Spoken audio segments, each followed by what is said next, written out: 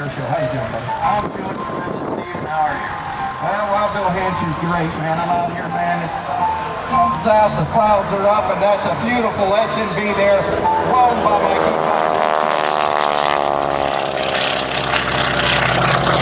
One morning Airshow with that guy. He's a world-class pilot, and he doesn't do much. Unlike most world-class pilots. Such as myself, yes. But I'm glad to be here. Got down on the ground with the Dragon, threw a little smoke in the air, threw a little gas in the noise. We're going to have a good day today. I'm glad you all came out. It's a wonderful day for an air show, and it wouldn't be an air show without crowds. And we got to have lots of air show fanatics out here today, and you're getting your eyes filled with some of the best of World War II iron we got out here. We've got some Korean vintage. Hey, there it goes again, Bruce Cook. That airplane actually served in the Naval Air Station at Pensacola, Florida, and Corpus Christi, Texas. It was restored as it was.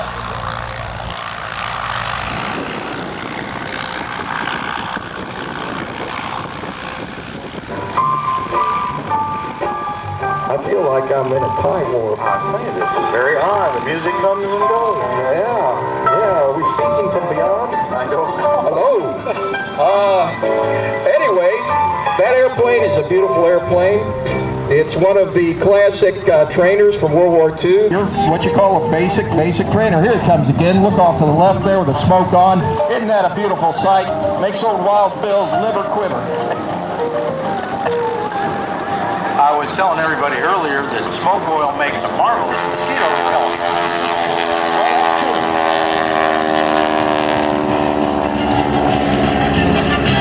What most people don't know is smoke oil costs lots of money, about $7 to $8 a gallon. Hometown favorite in his V6 Texas. He'll be out there tearing it up. And we got a lot of other stuff going on down here. I want to thank all the veterans groups that are... Well, you would think. When I get to this place, it's like a breath of fresh air.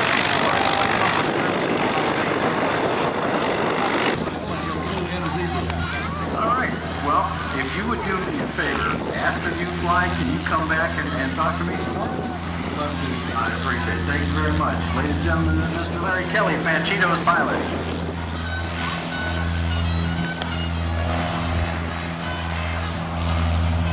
Ladies and gentlemen, taking off from your right to your left, these are the TG-7As of the Tuskegee Airmen National Demo Team. These are TG-7A motor gliders flying for you today. Mark Granite Grant in the lead, Mark Frenchie French flying number 2, and because his name is not Mark, he has to fly 3, John Outhouse Hart. I'm Steve Tupper, better known as Dogbag, or as Stephen Forrest from the Airspeed Podcast, www.airspeedonline.com.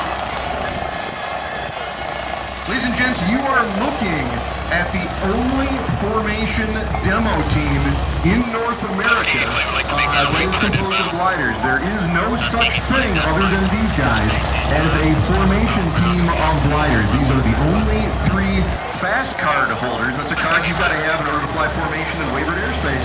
These are the only 3 fast card holders in the entire world. As you can see,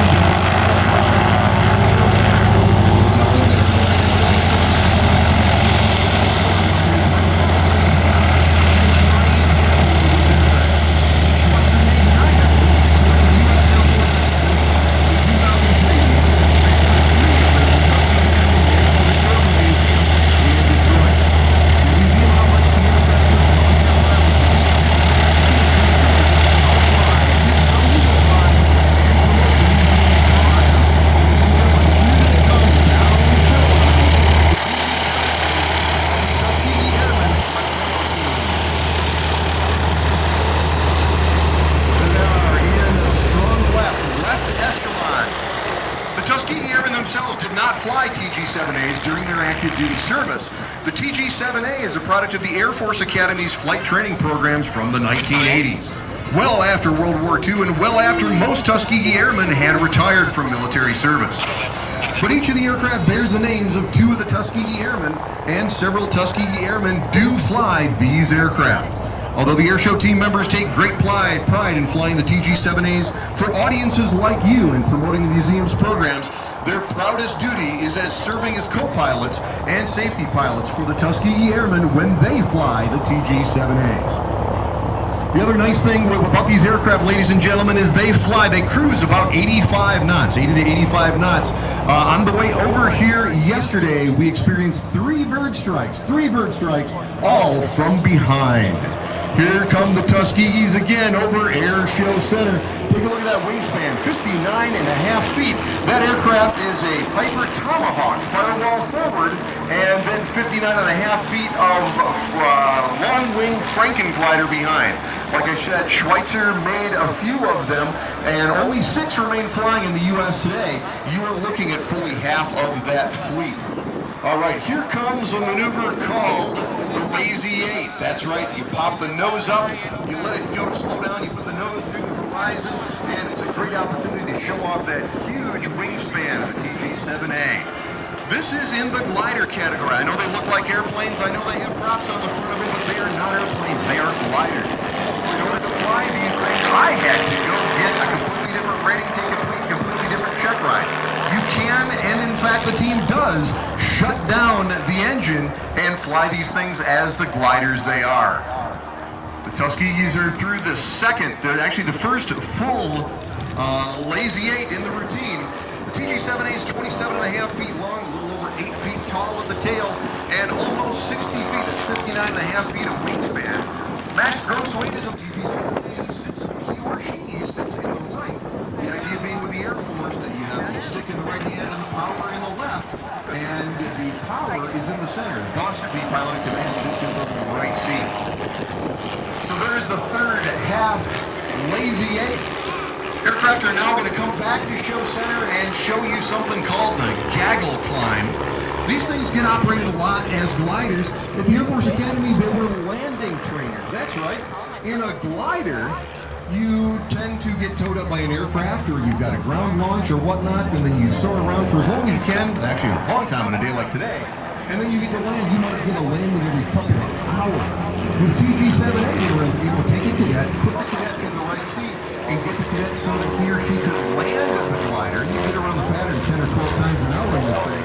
I did all of the glider flights I needed for a commercial rating in this aircraft in a grand total of 2 hours, because you can get right around the pattern. Okay, they're going to simulate a gaggle climb here. As you may know, with regular gliders that don't have an engine on the nose, they tend to gaggle. They will go out there and get lift out of thermals that are basically vertical columns of air. When you find the thermal, you begin tilting. You try to stay in that thermal, and you can climb in an aircraft with no engine whatsoever. You may not know, and that's okay. If you get towed up to altitude, the airplane that tows you up eventually pulls that rope. You pull the rope, and then it's up to you to find lift, or you go land. So the team is now simulating a gaggle climb. All 3 of the aircraft turning tight circles, staying in the same considering that lift going all the way up. The single fuel tank associated with the TG-7A holds 14.2 gallons of usable fuel. With proper leaning at 2,500 feet pressure altitude, the aircraft will do between 97 miles an hour and 103 miles an hour at 65% RPMs. And it burns between 5 and 6 gallons an hour under low lead gas. 5 to 6 gallons an hour, that's practically free flying. Take a look at that distribution around the circle, just about perfectly in increments around that circle, about 120 degrees apiece. And of course, glider pilots are generally patient folks, but I think we're going to see 3 break out here momentarily and demonstrate some other stuff that you do not want to try in an airplane. You only want to try it in a glider. Here he comes, dropping out of the sky like a hot set of car keys. Take a look at the wings of the aircraft right at show center right now. That's John Outhouse Hart, and the dive brakes are out. He's got the aircraft fully cross-controlled. Now, here's what you don't try in an airplane. He's on the takeoff. This is just as though he was getting ready to take off, and keep your eyes at Airshow right, ladies and gentlemen. The moment he gets to 350 feet AGL, He is going to pull the power as though he simulated an engine failure, and he's going to be able to bring that aircraft all the way back to the runway with that great big bank angle. He can pull the throttle all the way out and bring that back. Glider pilots that don't have engines will do this. It's called a simulated rope break. They'll do it from 200 feet AGL. In this aircraft, the manual says you can do it from 350, and that's just about right. Here he comes back down toward the runway, and then he's going to power up and show you another one of those. Do not try this in a regular airplane, ladies and gentlemen. The airplane drivers, people who drive, Cessna 172s, 182s, and other similar aircraft, call that the impossible turn. It's better to land forward and get a windshield full of corn or trees or fences or whatever. That's a lot better than stalling and spinning. Take a look at Outhouse. There he goes. He's pushing for airspeed. He's going to bury the upwind wing, and he's going to bring it back around, back down to the runway. I think you're going to get to see one more of those. Off at Airshow left, Mark Grant and Mark Frenchie French, 1 and 2, are slowly circling out there. They are pretty much a mere airplane link, or excuse me, aircraft link away from formation. And again, ladies and gents, this is the only formation qualified glider team in the world to have fast cars. So there goes Outhouse again. The engine's powered up. And we're going to get to see one more of these great big returns to the runway. Do not try this in an airplane, ladies and gents. Back around. Listen real carefully. Coming back in for the, There, you heard him pull the power. The engine is at idle, and he is, for all practical purposes, a glider.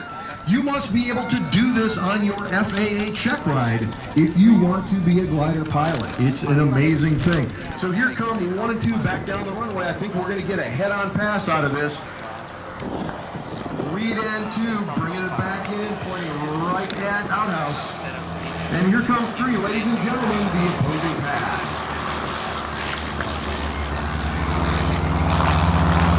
Now 3 is going to bank it hard to the right, 1 and 2 are going to bank it hard to the left.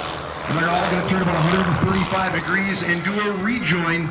It's really hard, ladies and gentlemen, to rejoin in anything within an airshow space, much less something with only 112 horsepower dragging 65 and a half feet, or excuse me, 59 and a half feet of wing. These guys are going to do it. It takes an amazing amount of skill to be able to fly these things in formation when you only have about 200 RPM of power band that you're able to use to be able to catch up to the other guys.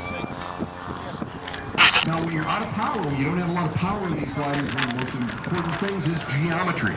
And you can see One Station Airbus, 172, about 7 miles to the east, and we're looking at it back. and be able to join back up.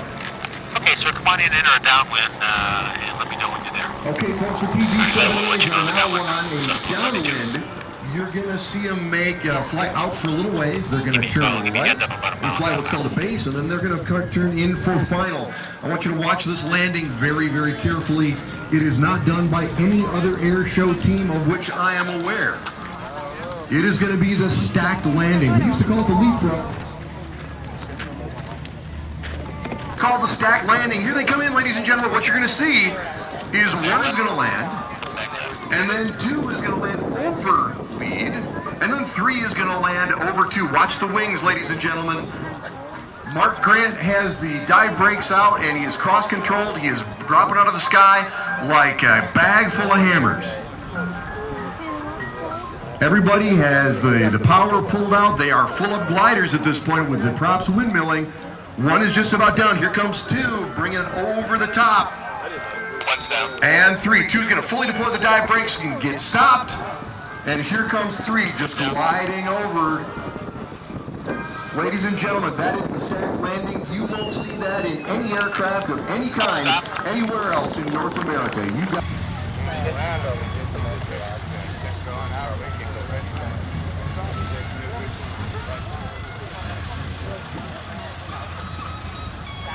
And we're going to be down 45, so it's 172. Well, at the field, you had all kinds of propeller outfits like Hartzell and McCully all around. Ohio's got a rich heritage of aviation. It's unbelievable. That's what it says on the license plate anyway. Well, you have to believe that. It's on the license. I would say so. So what's next on the agenda, Steve? What would you like to learn how to do? Oh, look out there! Look out there! That's Rob Lacerda. That's that crazy Cuban Nico. What's he up to out there? I think he's trying to blow out some oil, or he's got a serious leak problem in that engine. I don't know which.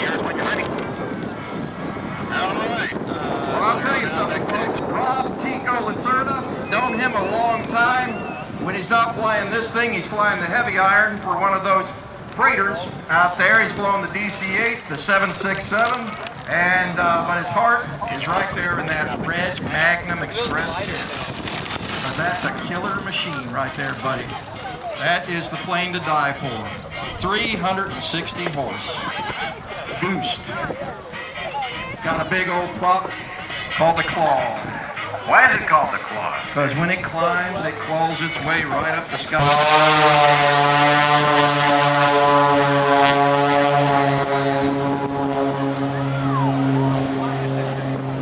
Oh, baby, that makes my heart quiver. He's ate up full throttle, ready to go, and that's Tico, Rob Lacerda, the crazy Cuban 8-ball, all the way from Havana. I'm telling you right now, that BH Bravo Hotel on the wing stands for Bad Hombre. Now watch out, folks. He never stays straight and level for very long. That's not his nature. He's a very shaky individual, a nervous boy, likes to juggle hand grenades. Here we go, smoke on, Airshow center. Watch out. Into the burning pan. It's hanging down. Oh, that hurts just looking at it. The blood rushing to your head, putting those G's all right in the upper part of your body. This airplane is stressed for more G's than poor Tico can stand, and he'll try to work out the envelope, though. Remember, G's are you. 1 G right now standing up, gravity on Earth, that's you. He'll be at 6 G's at some point. Imagine 6 times your body weight. Smoke's on, Airshow center, up he goes. Inside, outside, over and out. Oh my. If you ate that brat for lunch, you just lost it.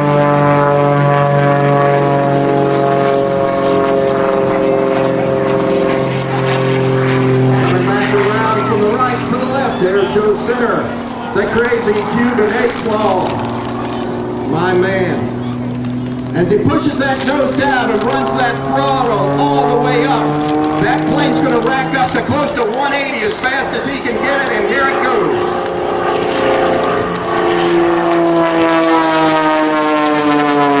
Up and over, and watch out, here he goes again. And what a spin he is in the centrifuge.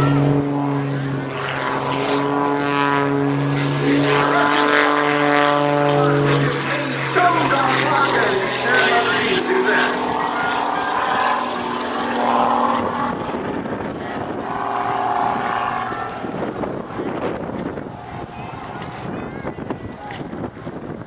That pit is not your granddaddy's pits, by the way.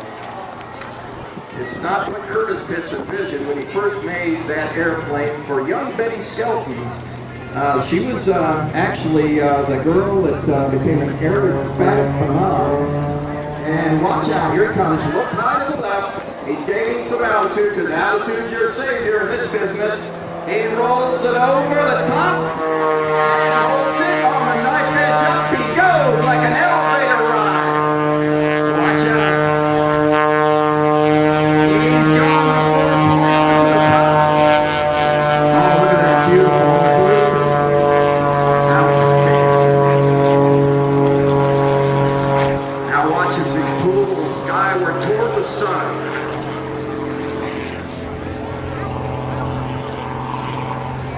He's going to need altitude for what he's going to do next. It's very noisy in that airplane. It's all engine, all macho.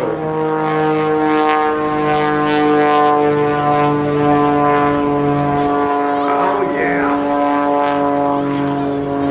Here it goes. Smoke's on. Watch out. This is the show right here. And coming back around.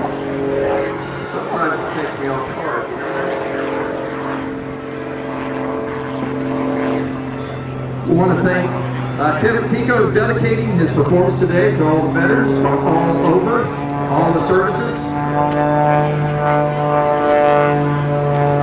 Here we go, folks. Watch it. Spokes on. There he goes. And he's spinning, folks. Count them. That's 1, 2. Back around the other way. 3, 4, 5. Back around the other way. 6, 7.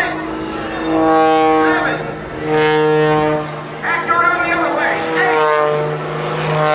9.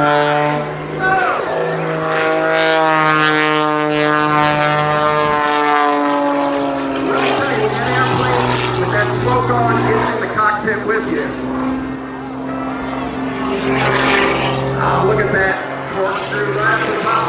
Hold it, put a nail in it, hang it on the wall. There's the picture. He thinks he's a helicopter, but he's not. Gravity always wins out. And here we go. Down, we go on tail.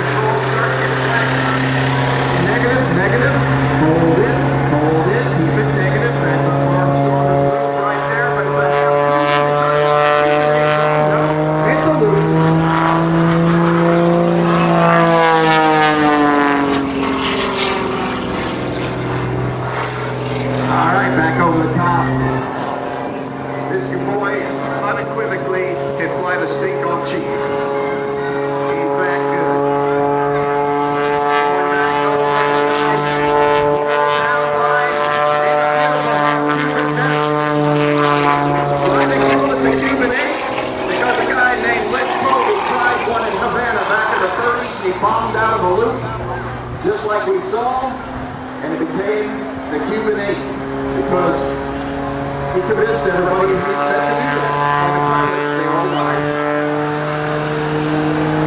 Alright, coming down, rolling.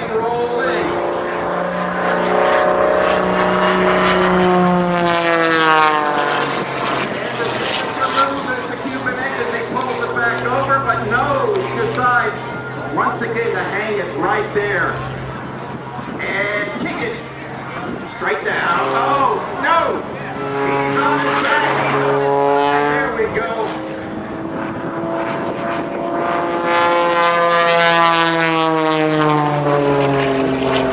1, 2, 3.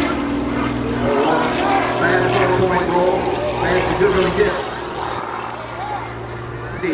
He hangs it right there. Look at that beautiful shot in the blue azure sky. That red biplane standing out as he holds it, kicks it right there, back down, and it's a hammerhead with a double on the top, and beautiful. There's the handle, that was the head, and that was a beautiful what we call a hammerhead.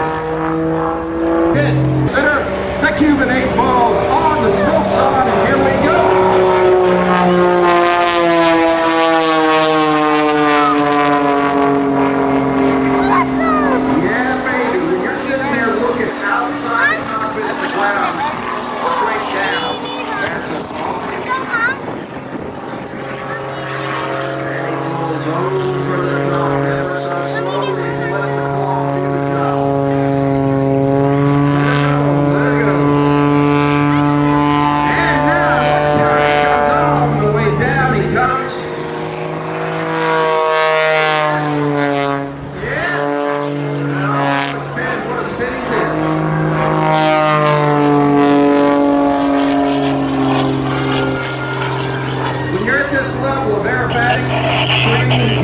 Inside, outside, over, and out again, out to the left. This takes practice, folks. You gotta be willing to go at it every day like it was a job and do a little bit of practice to get to this level of competition.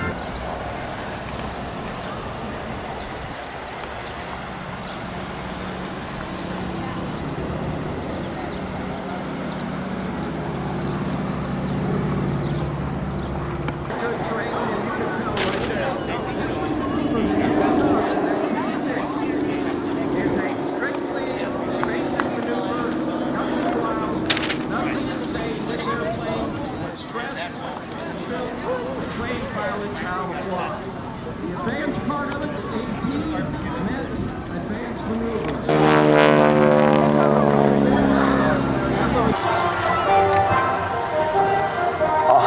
engine. Can you believe that? I wonder if it came from Marysville. You know, it probably does. Again, this airplane is built right here in northeastern Ohio, and most likely its engine. Yeah, John started out in the took the ultralight community by storm with the Titan Tornado. It was one of the first airplanes way ahead of the light sport movement that was could go 100 miles an hour, man. It could go fast. Really? It was a cool airplane. And it's still around. You can buy a kit for those. Here he comes, smoke on. Look to the left, folks. The T-51 Titan Mustang.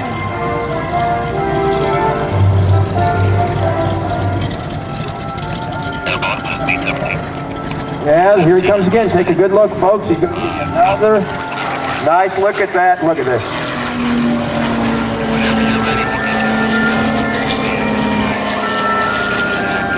That was every fighter pilot. They were not authorized to do rolls over the aerodrome, but every one of them that got a Nazi plugged a German pilot over there would come back and do the victory roll over there just to let the boys know that he was a somebody.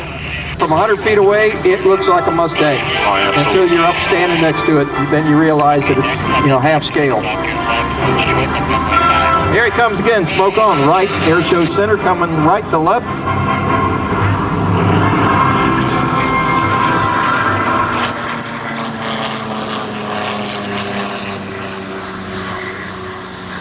Up and over he goes. That's a neat rolling airplane.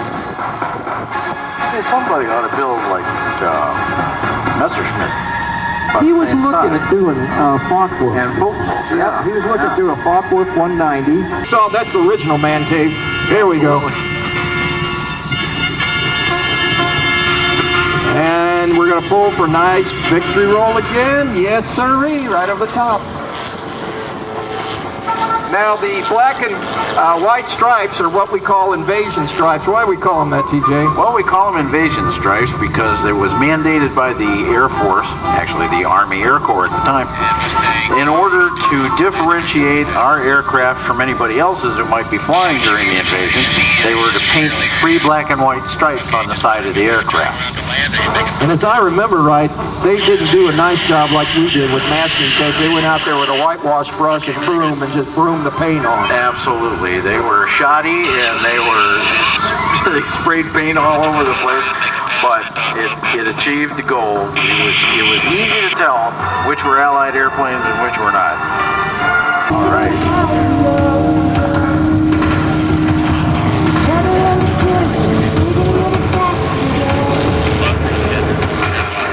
I don't know about you, but I can't get enough of that. That's a very smooth running engine, isn't it? I could watch that airplane fly all day long. It's quiet, it's beautiful, it's just amazing. Firing up out there on the flight line is Sentimental Journey B-17 for its next flight. They must have been able to get a couple more people to sit in the nose. I don't know why you wouldn't want to. And you can still buy flights on Sentimental Journey for their next flight. And there's flights on C-25 Mitchell, and flights on the Stearman, and flights on the SNJ, and flights on Victor Aviation. Why, my goodness, you can't come out here without being run over by a flying airplane.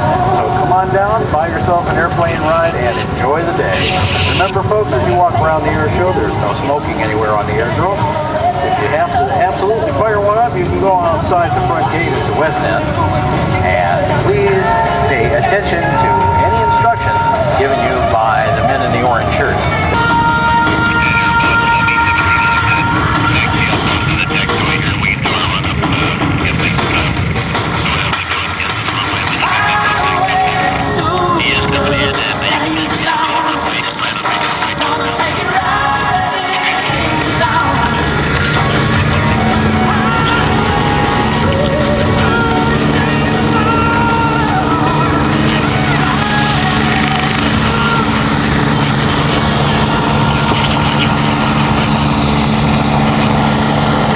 I guess it's time for them to leave us. That's the Lake County Life Flight helicopter.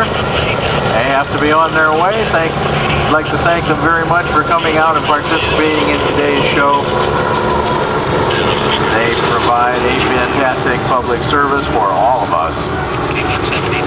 Where did the medevac originate from? The whole idea of getting casualties or hurt people? Helicopters, they were support and it proved itself to be worthwhile, but the war ended.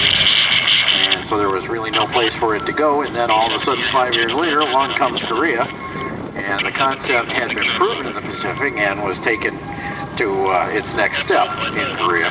But it really immediately to a full staff, fully equipped aid station. Absolutely. You cannot beat the speed at which you can do this. Speed is everything when you're talking about wounded. Right there is a sight you're never going to see very often, folks. The two legends of the Second World War of the Army. Mitchell bomber, named after really the godfather of military strategic bombing, Billy Mitchell, who was court-martialed, by the way, for advocating a separate Air Force. Absolutely. It was not part of American policy at the time in the 1920s to have a separate unit called the Air Force. The Army Chief of Staff was not at all thrilled with this idea because nobody respected airplanes at the time, especially the concept of strategic bombing. No, they just wanted them to spot for artillery, you know, that's all they wanted. The whole idea of strategic, going behind the lines and reaching out to get the city, to get to where the factories were, that was an alien concept. Actually, it took a book by an Italian lieutenant colonel named Dario to introduced the concept of strategic bombing. The book was published in 1926. We did. No, their Air Force was geared to close air support for the Army, and the concept of blitzkrieg. But strategic bombing never was the direction that they went in. We're going to talk a little bit more in a little while about a famous B-25 Panchito. But the B-25 we're going out right now, that's got riders in it, right? Absolutely. That's a little...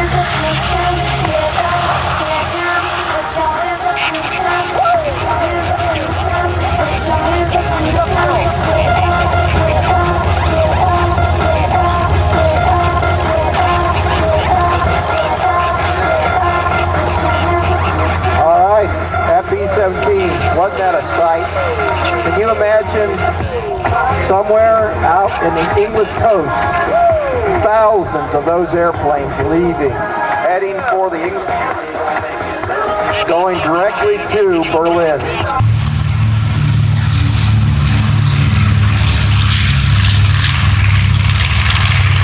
Yes, ladies and gentlemen, the B-25 Mitchell bomber.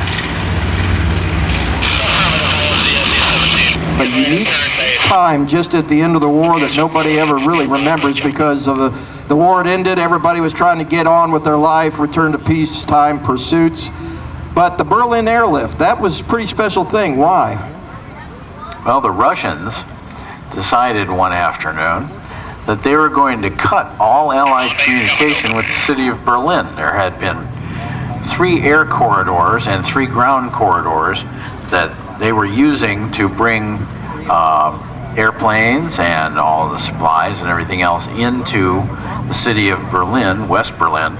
And since West Berlin Hold on, lies TJ, take in a look the at this. middle Look of up and to the right. East Germany. Take a look at this. There's a B-17, folks, with a bomb bay right open over us right now.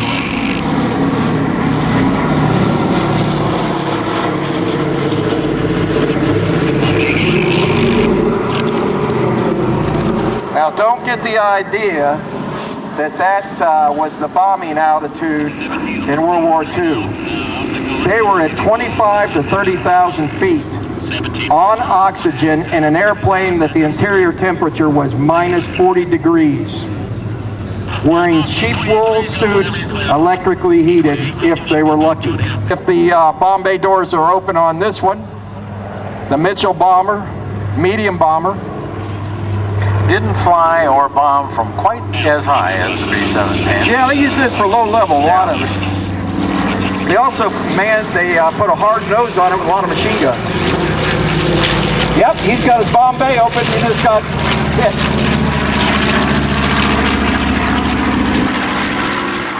No, the B-25J that flew in the Pacific actually carried a 75 millimeter gun in its nose. That was a feat.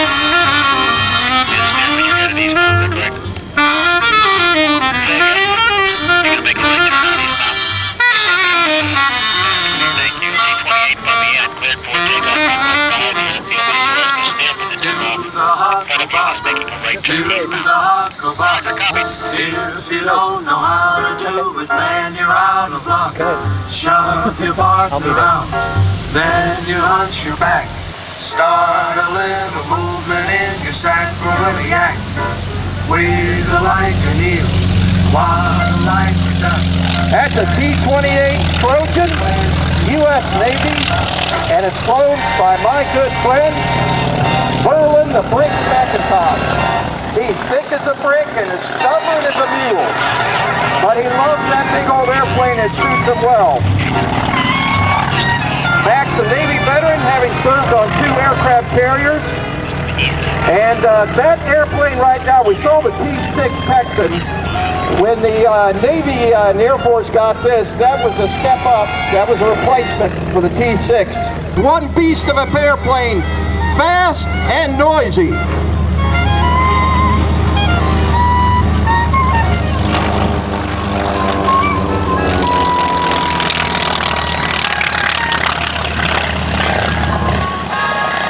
Not that airplane can beat a P-51 Mustang to altitude.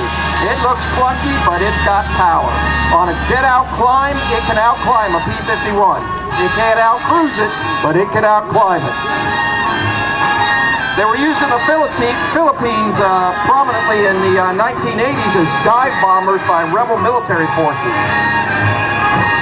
The last U.S. Navy training squadron to fly the T-28 was BT-27 based at Corpus Christi, and they retired him in early '84. When I was in the Army, here we go, look at this.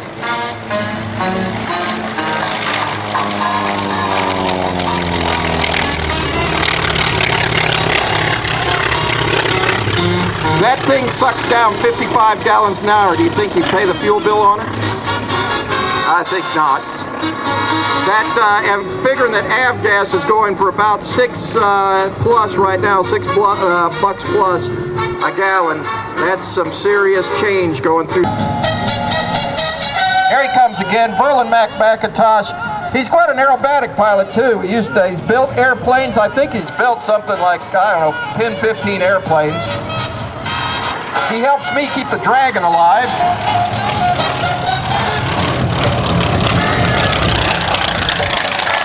There you go, little wing wag from the Brick.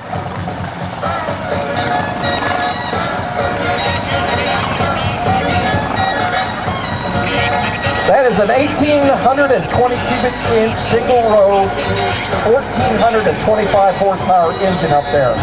And there's plenty more to come.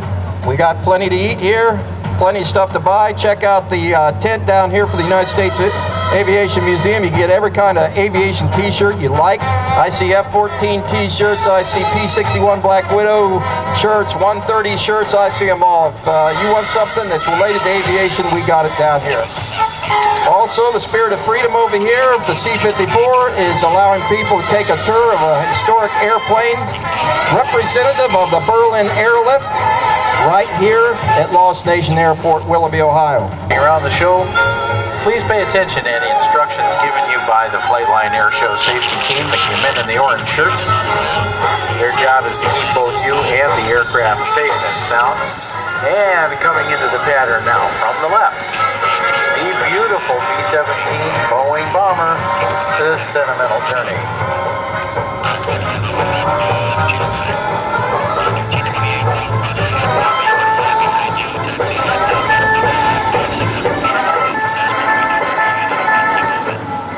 Just imagine a sky full of 1,000 of those on their way to bomb Berlin in 1944.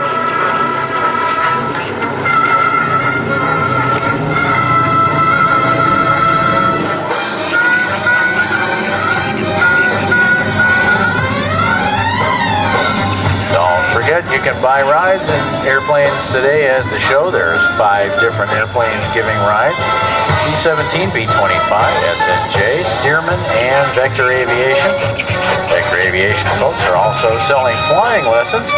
If we have piqued your interest in flying one of these marvelous machines, come on down to Vector Aviation and talk to them about signing up for education classes and how to fly. If you ever go down Trinidad, they make you feel so very glad. Calypso sing and make up rhyme, guarantee you one real good fine time. Drinking rum and Coca-Cola, go down Point Cumana, both mother and daughter, working for the Yankee dollar. Oh, keep it fun. Since the Yankee come to Trinidad, they got the young girls all going mad. Young girls say they treat them nice, make Trinidad like paradise. Drinking rum and Coca-Cola, go down Point Cumana, both mother and daughter, working for the Yankee dollar. Oh, you vex me, you vex me. From Chica to Terry to Mona's Isle, native girls all dance and smile. Help soldier celebrate his leave, make every day like New Year's Eve. Drinking rum and Coca-Cola, go down Point Cumana, both mother and daughter, working for the Yankee dollar.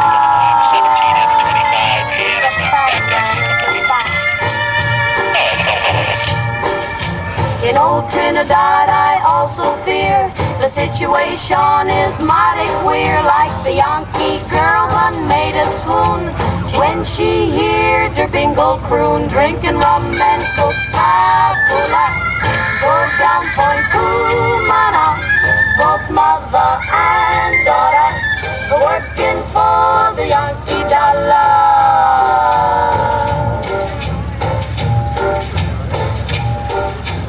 Out on Manzanella Beach, GI romance with native peach.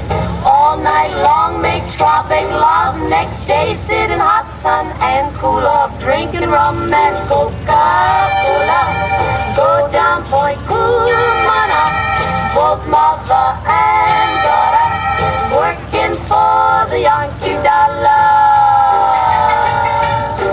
It's a fact, it's a fact.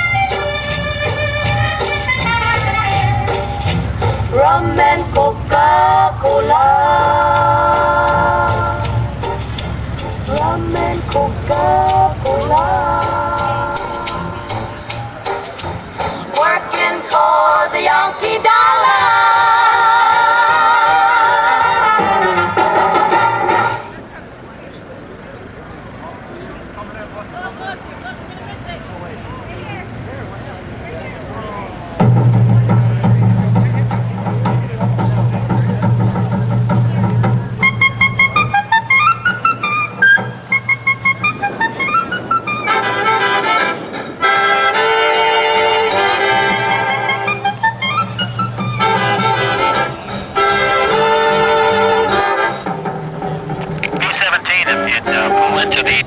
Down there, hold short of the runway. I'll call you back. You bet. We'll all the way to the end and turn the button. Roger. While you're here, ladies and gentlemen, visit the Disabled American Veterans Center and talk to them how you can help disabled American veterans. Keep it in close, short approach, but runway 5. Land on 5, short approach. Just Next time Panchito goes up, Panchito will be flying to honor Korean War veterans. B-17's clear and in the button. B-17, thank you, sir.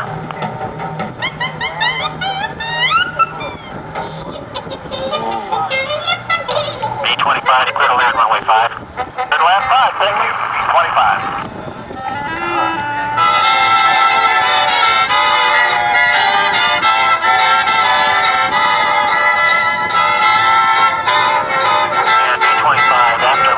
Will you be able to make a 180 on the runway? You want to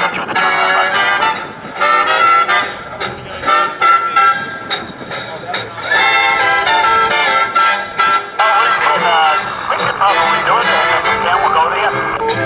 Alright, very good. Hammer, left turn there, taxi back into parking. Ramp should be pretty empty right now. Okay, that's it. Thanks for the help, sir. Okay, no problem. And how's the schedule going for getting another ride in straight away? I've got recover 2 airplanes, and we have 2 acts, and then you can ride. All right, thanks.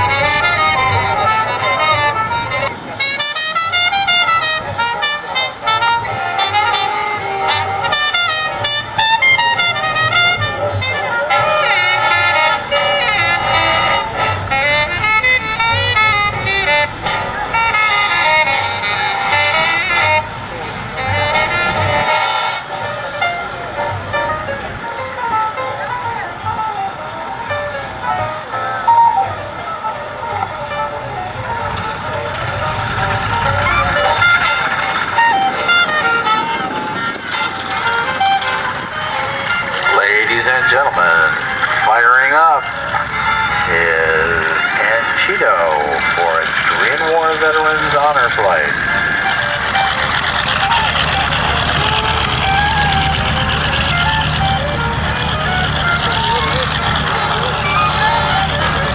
B-25, speed ready, connect 180 on the runway, back to the first taxiway. We'll do the 180 here, thank you. That'll be fine. B-17, you can taxi out. All right, ladies and gentlemen, Wild Bill back with you. We have Panchito today, courtesy Great job, gentlemen. of the Disabled American Veterans. Thank you. A very noble bunch. When you get that envelope in the mail, folks, don't just throw it away along with the coupons and all the other stuff. That envelope is asking donations for a very, very worthy cause. Our nation's veterans, those who have suffered and paid the price and many times to serve this nation. Let's not forget them. Let's go ahead and next time you see that letter, let's try to put a little something in there, whatever you can, whether it be a couple of bucks, 50 bucks, whatever you feel comfortable with, and send it to those guys. It finances many rehabilitation programs, job retraining to help these guys reintegrate back into our world, the peace world. In the Philippines, Bataan had fell. Malaysia was in Japanese hands. The coastal area of China was in Japanese hands. Something had to be done. They did it. Doolittle put together. They practiced down in Eglin, Florida, on a short field, a little strip. I've been down there at Hurlburt. There's a marker. A couple of 100 feet, they had to get that plane off that deck, turn the carrier into the wind, and get a big old bomber off of it, and get a bunch of them. And every one of them made it off that deck. Even though it wasn't told to them, they knew it was probably going to be a suicide mission because they were to bomb Tokyo and go directly to China and land there, where supposedly there'd be refueling and resupply. Well, it didn't work out that way. They dropped on Tokyo, and the Japanese were aghast. They were absolutely shocked beyond the belief that there were American bombers over their capital city. And the thing was, where did they come from? How did they get there? They couldn't figure it out. And right there, that's the plane that made it happen. The B-25 Mitchell bomber.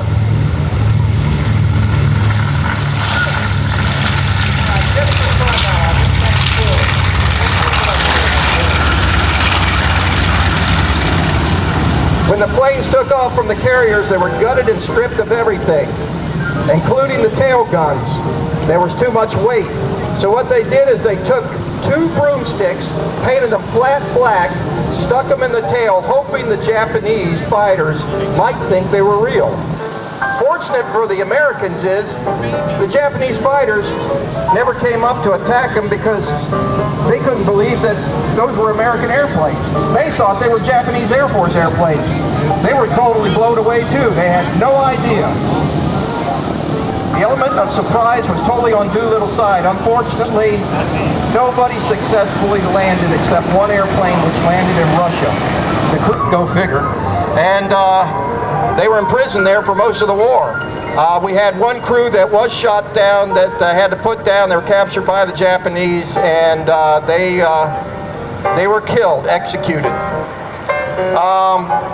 What can you say about guys like that? They gave Jimmy Doolittle the Medal of Honor, and he said he never deserved it. He thought he was going to get court-martialed. He thought the mission was a failure. But what Doolittle didn't realize is that mission was so successful because everybody in America felt good that we had given the Japanese back a little of what they had given us. Popped up, and because they didn't want to use the Norden bomb sight, which was very top secret, they used a crude little aluminum sight mounted up in the nose that was basically aim, open the doors, hit the button, drop the bombs, end of story. Here he comes. This is what the Japanese might have seen April 18th, 1942.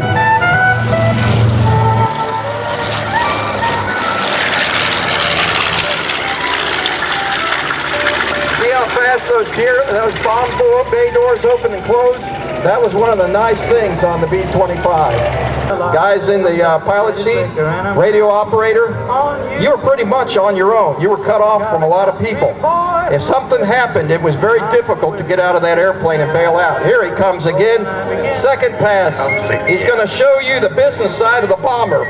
If you got a camera, you better grab it now, get the lens cover off, because here he comes. Larry Kelly banking it over. Take a good look.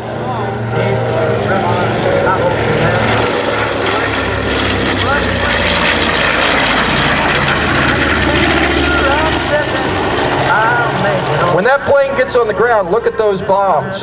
They had a Doolittle reunion at Urbana, Ohio just recently, about a year ago. And there's only a guy surviving now, one guy left, I think. And the bombs are all signed by the surviving Doolittle Raiders over the years. It's pretty amazing. Those guys were something else. And a lot of them that survived and got to China and managed to escape, they went to Europe after that and flew in Europe combat. A lot of them didn't make it out of combat in Europe. I think it's a bottle of Cavassier, the last survivor.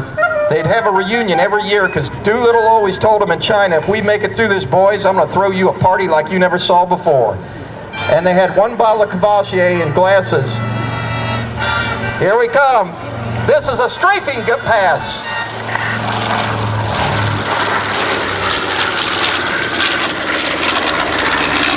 I'll tell you, if you were in a Japanese troop ship and saw that coming, that's one thing you would not want to see. That would be a bad day. That'd make me drop my chop suey and scream for mama. Coming back around, this will be a level bomb run at 100 to 200 feet with a pull-up. The original design, of course, is a medium altitude bomber, and that's what it excelled at. The crew today is Larry Kelly at the controls from Maryland, and our co-pilot is Calvin Peacock, also from Maryland, I think Salisbury. Here he comes, left to right, Airshow center, Panchito in his low-level run.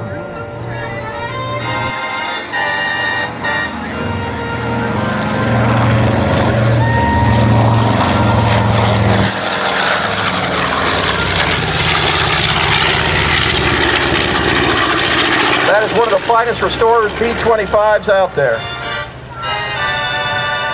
And we want to thank the Disabled American Veterans for sponsoring this airplane. This is a great airplane and a great organization, and we sure appreciate their support. Show Center, here you go, a blazing pass. Get the cameras ready.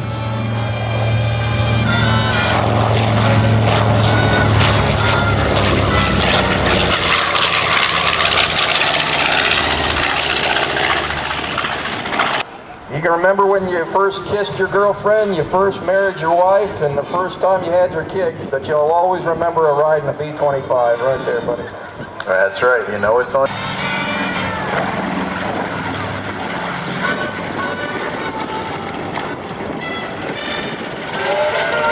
people always wonder, toward the tail end of the war, they didn't bother to paint these airplanes anymore, did they? No, they decided that was just a step they didn't need to take. I mean, you got 1,000 planes over. I don't care if you paint them olive drab or blue or whatever. If somebody's going to know you got 1,000 planes over here, right? It didn't take the fact that they were shiny for the Japanese to wake up to the fact that they were around. That's true, and the B-29 started coming in at night, didn't they? They were taking a pretty good pasting during the daytime raids. Well, Kurt LeMay decided when they made him the Chief of Staff of the Air Force in the Pacific that we were going to change. He took out all the guns off the B-29s, and he had them bomb at 12,000 feet. And at 12,000 feet, you can't miss. I agree with that. And over a period of 6 months, they burned down every major city in Japan using incendiary bombs. I mean, we see pictures of Hiroshima and Nagasaki. The destruction by firebombing of Tokyo and Osaka and Yokohama was just as devastating. Oh yeah, no doubt about it. The Japanese dispersed all their industry into the villages, kind of like we've seen recently with some of the other wars.